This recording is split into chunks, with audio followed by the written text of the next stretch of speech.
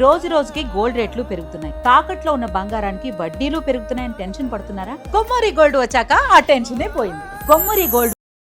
నమస్తే. పీర్జాదిగూడలో ఒక దారుణం చోటు చేసుకుంది. సో తరచూ కూడా ఈ దారుణాల గురించి మనం వింటూనే ఉన్నాము. అయినా కూడా అవేర్నెస్ అనేది రావడం లేదు అనే ఒక బాధ నిజంగానే తొలిచేస్తుంది. సో దీనికి ఎలాంటి చట్టాల్లోన, ఎటువంటి ఫాస్ట్ ట్రాక్ పద్ధతిలోన ఎలాంటివి అమలు జరిగితే బాగుంటుంది? సో దీనికి సంబంధించి డీటెయిల్ గా మనం మాట్లాడదాము. ఒక ఇన్సిడెంట్ జరిగింది, దాన్ని మనం దాము బాలాజీ గారు సీనియర్ జర్నలిస్ట్ వారి ద్వారానే విని దీనికి సంబంధించి ఏం చేస్తే బాగుంటది అనే ఒక అనాలిసిస్ అయితే తీసుకుందాం. నమస్తే సార్. నమస్తే సార్, అంటే అక్రమ సంబంధం అని అంటే ఒక మహిళ, ఒక పురుషుడు, ఒక స్త్రీ ఇంతవరకు ఆలోచిస్తామంటే ఒక పెళ్ళైన యువత, లేకపోతే ఒక ఏజ్ లో ఉన్న అమ్మాయి, ఇట్లా తల్లితో ఒక అక్రమ సంబంధం పెట్టుకుని దాన్ని చెప్పడానికే అసహ్యంగా ఇబ్బందిగా ఉన్న పరిస్థితి, మళ్ళీ కూతురి పైన లైంగిక దాడి. సో దీన్ని మనం ఎట్లా తీసుకోవచ్చు? ఏం చేస్తే దీన్ని అరికట్టొచ్చు? ప్రభుత్వం ఎందుకు దీన్ని సీరియస్ గా తీసుకోవట్లేదు? అంటే ఇప్పుడు ముందు ఏం జరిగిందో చెప్తాను. ఇది యాక్చువల్గా ఏంటంటే యాదాద్రి జిల్లాలో రాజాపేట దగ్గర నిరంజన్ అనే ఒక వ్యక్తి ఉన్నాడు, 36 ఏళ్ళు. అతనికి ఒక మహిళతో అఫైర్ ఏర్పడింది. ఆ తర్వాత వాళ్ళు ఇక్కడ మేడిపల్లి దగ్గర పీర్జాదిగూడ ప్రశాంత్ నగర్కి వలస వచ్చారు. వీళ్ళు యాక్చువల్గా ఏంటంటే చిన్న చిన్న కూలి పనులు, కన్స్ట్రక్షన్ లేబర్గా పనిచేసుకుంటున్నారు. ఈ పాప మాత్రం చదువుకుంటుంది. ఈమెకు ఒక కూతురు ఉంది. ఆ పాప 16 ఏళ్ళ వయసు, 10th క్లాస్ చదువుతుంది. సో ఈ క్రమంలో ఈమెకు భర్త లేడు, భర్తతో దూరమైంది. ఈ నిరంజన్తోనే ఉంటుంది. నిరంజన్ ఆమె కంటే యంగ్, తన అఫేర్ పెట్టుకున్న ఆమె కంటే యంగ్. కూతురికి నిరంజన్కి మధ్య 20 ఏళ్ళ గ్యాప్ ఉంది. ఇతనికి 36 ఏళ్ళు, పాపకి 16 ఏళ్ళు. సో ఈ క్రమంలో ఏమైందంటే ఈమె పనులకు వెళ్ళాలి కాబట్టి కూతురి సంరక్షణ బాధ్యత ఇతనికి అప్పగించింది నిరంజన్కి. నిరంజన అమ్మాయిని ఏదైనా అవసరమైతే ఎక్కడికైనా తీసుకెళ్ళడం, స్కూల్కి కూడా తీసుకెళ్ళడం, అమ్మాయికి ఏమైనా కొనిపెట్టడం, ఇలా చేస్తున్నాడు.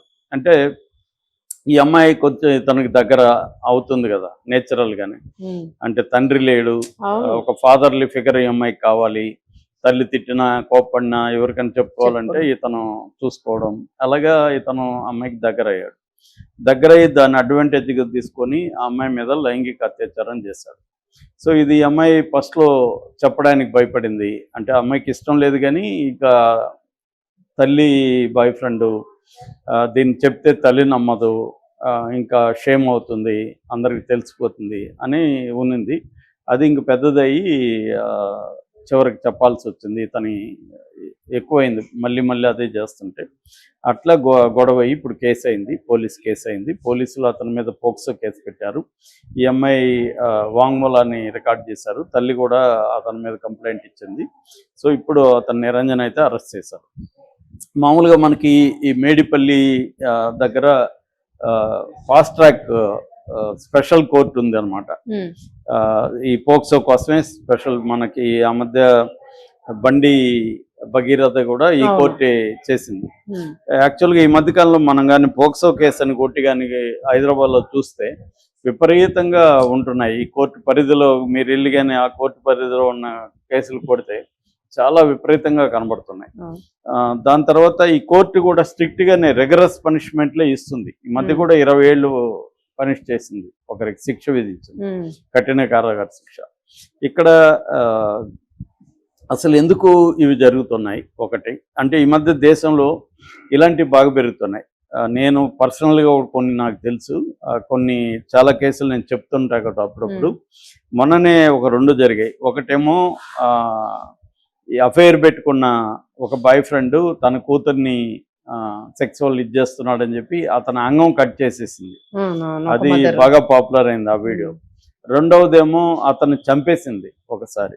ఇంకొక కేసులో తల్లి కూతుర్లు కలిసి చంపేశారు ఇతను.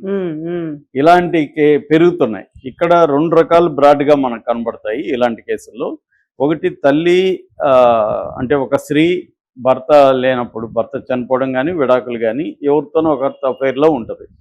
అప్పుడు ఏమవుతుందంటే ఆల్రెడీ భర్త లేడు, ఇతన్ని కూడా మనం యాంటాగనైజ్ చేసుకుంటే ప్రాబ్లం అని చెప్పి చూస్తున్నట్టు వెళ్తూ ఉంటుంది, పాపతో క్లోజ్గా ఉన్నా కూడా.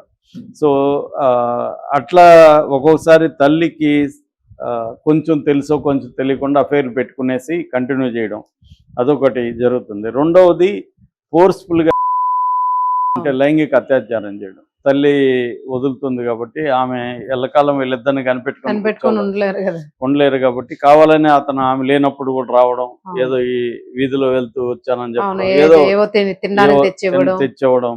అలాగా ఫస్ట్ ఏం చేస్తారంటే మెల్లగా వీళ్ళకి దగ్గర అవడం. ఈ 2 రకాల జరుగుతున్నాయి. ఒకటేమో తెలిసే ఈ అమ్మాయి కాన్సెంట్ కూడా తీసుకొని క్లోజ్ అవుతారు.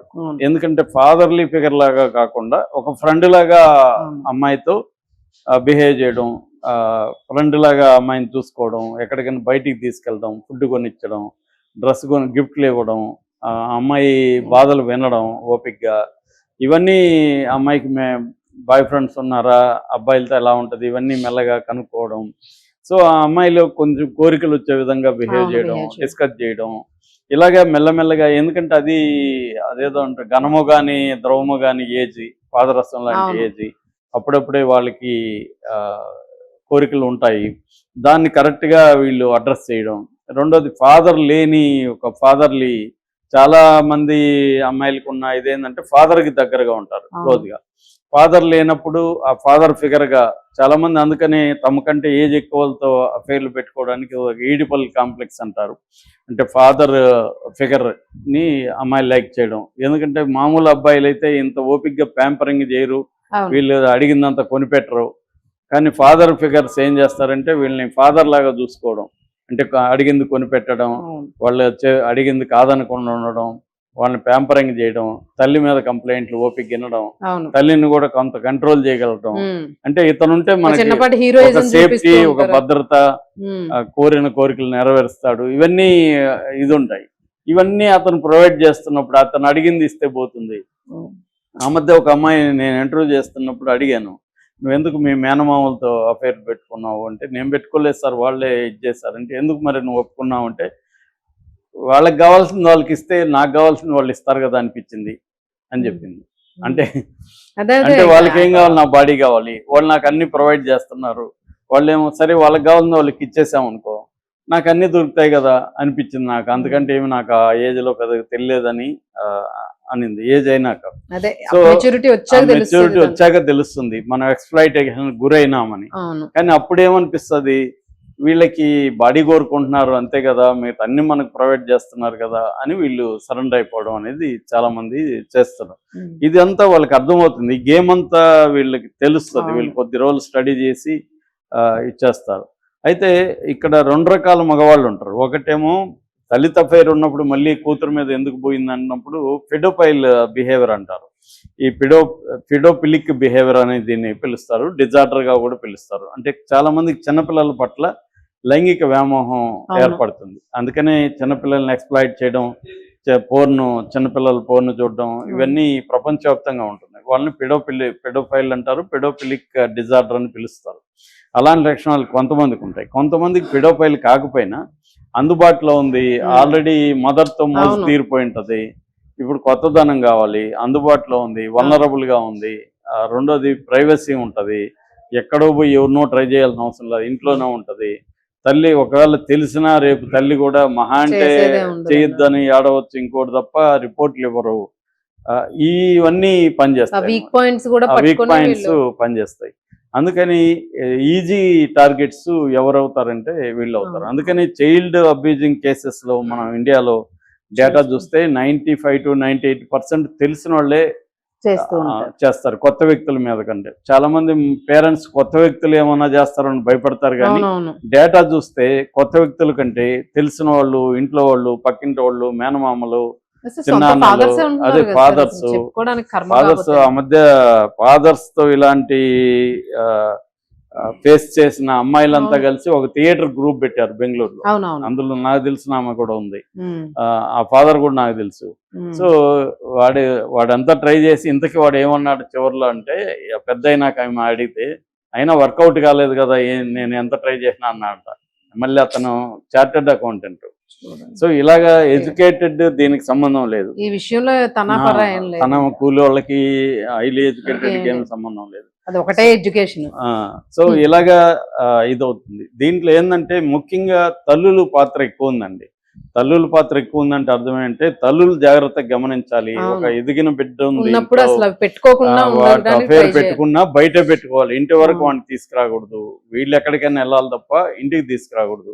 అది నెంబర్ 1 ఇది పెట్టుకోవాలి వీళ్ళు. కానీ వీళ్ళు ఏంటంటే ఇంట్లో అయితే ప్రైవసీ ఉంటది, వాడికి వేరే ఇల్లు కుదరదు, బయట హోటల్లో ఇదంతా సిస్టమ్ చూడండి. హోటల్లో అలో చేస్తే అసలు సగం సమస్యలు తీరుతాయండి. కానీ హోటల్లో అలో చేయరు, పోలీసులు అక్కడ రైటింగ్స్. సో దాంతో విధి లేకుండా ఇంటికే తీసుకురావాలి.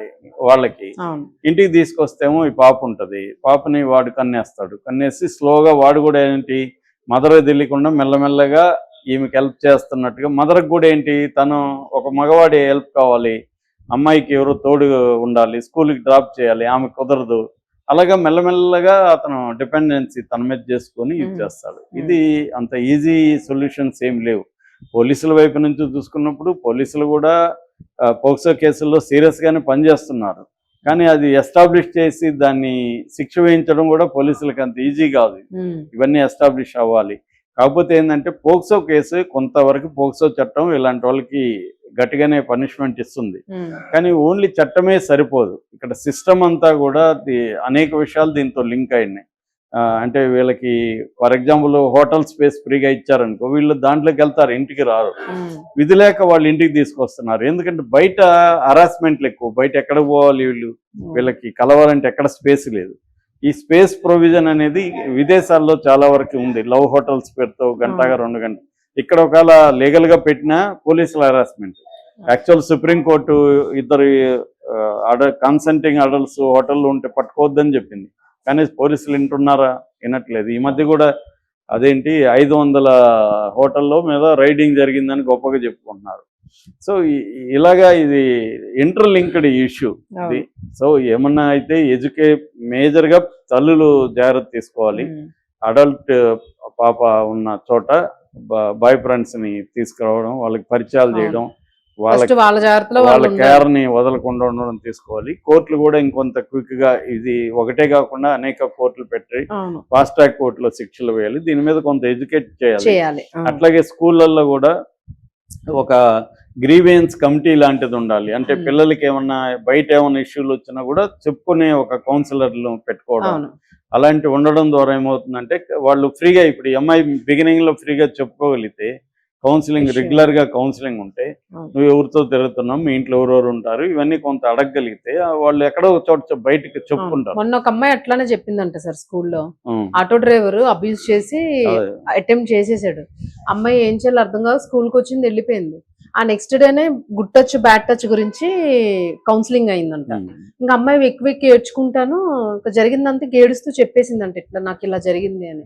సో అప్పటి వరకు బయటికి రాలేదు అసలు. సో అప్పుడు అరెస్ట్ చేశారు. అదే ఇట్లాంటి రకరకాల చేయాలి. ఇది గవర్నమెంట్ కూడా చేయడం కష్టం.